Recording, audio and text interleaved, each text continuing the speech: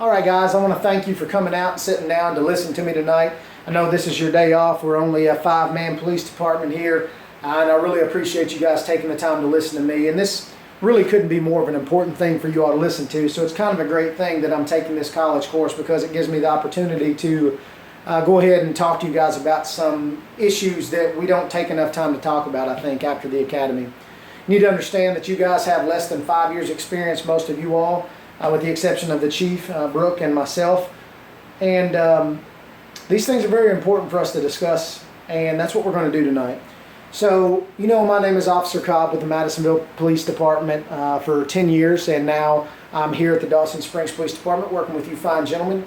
And tonight we're going to talk about traffic safety as far as directing traffic and how we can make ourselves a little more visible, a little more noticeable, and make the job just a little bit safer for us. I'm going to give you a scenario that I think if we all open up our heart and mind, we could find ourselves placed in either Officer Dan's shoes or Sally's shoes, because we all have kids, we're all police officers, and we've all been there. So it's 18:04 hours, guys. Officer Dan is ending his shift. He had to work an hour over. He did a 13-hour day, an hour over his 12 that he should have done, and he's in a hurry to get home to Mary and the kids because they promised them dinner and a movie tonight. It's going to be a family night. But as he's on his way home, he comes across another officer working a collision scene, and he does the right thing. He gets out to help. None of us are going to leave an officer behind, so we're going to get out and help. He gets out of his vehicle. It's only going to take a few minutes, guys. He doesn't put on his traffic safety vest. He doesn't grab his gloves or his wand, his flashlight.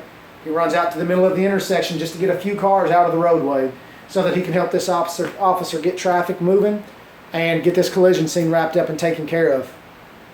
Now, Sally, on the other hand, Sally's a mother of 3. She's a hard worker. She has an office job. She gets report piled on her desk after report piled on her desk. And she had to miss little Tim's game tonight because she got an extra report at the end of her night. Unfortunately, Tim fell and broke his arm during the game, and now she's on the phone with her husband rushing to the hospital. She's doing 70 miles per hour because she's got to get there because her husband is telling her Tim has to have a surgery. His arm's been broken. It's a bad break. They're going to have to do surgery. She's rounding the corner right before she gets to the collision scene, and she sees that there's a massive collision that's taking place. But guess what? She's on her phone. Her attention's not where it should be. She doesn't respond as quickly. She doesn't see Officer Dan because he's not wearing any of his traffic and safety equipment. She strikes Officer Dan.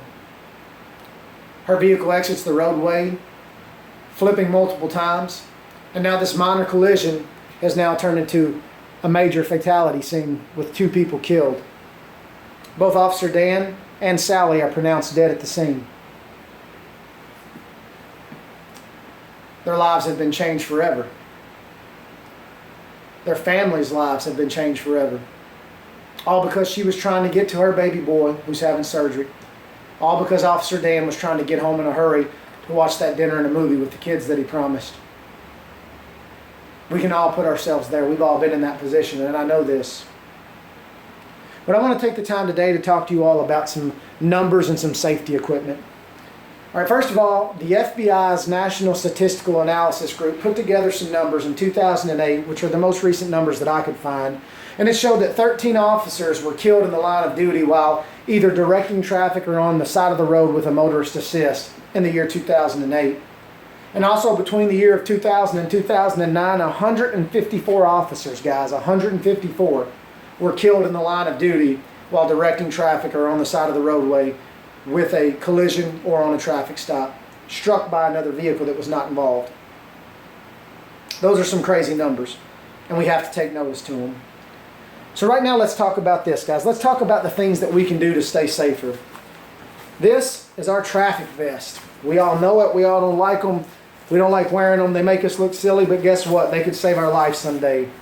NHTSA, the National Highway Safety and Traffic Administration Group, put out a blog and some information that states that they want us to wear these bright neon yellow ones. They don't want the checkered vest like they wear overseas in London and places like that anymore. They want the reflective vest with the reflective writing and letters so that it's visible by light. Quickly goes on, quickly goes off, zips right up. Not an issue for us. Another thing that we can use, guys, is we can use this cone that they provide for us right here. It pops up very quickly and easily. There's a button on the bottom that we hit.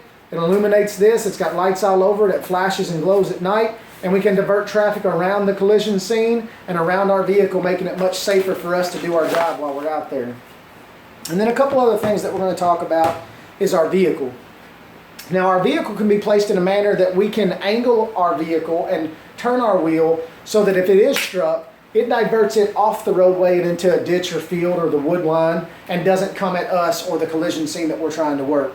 So let's make sure we place our vehicle where the lights are visible to both traffic that's oncoming from either direction, but that if it is accidentally struck by an oncoming car, that it's going to go away from us and not into us.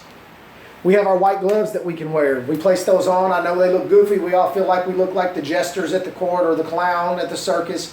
But when we're giving traffic signals and we're telling someone to stop, we're telling this vehicle to come, we need you to go this way, we need you to stop.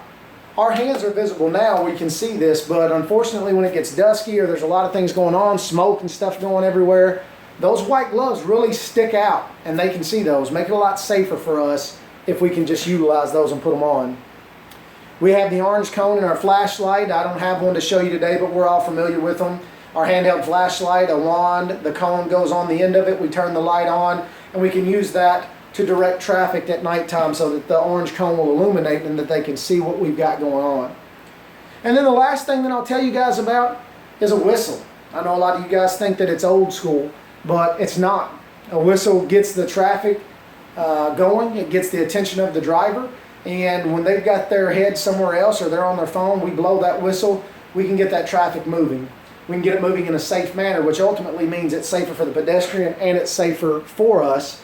Because, let's face it, if traffic's stuck and not moving, that's what causes the accident like Sally had, like Officer Dan had, right? Because if traffic was flowing, maybe there wouldn't have been that congestion. Maybe she wouldn't have had to divert around it.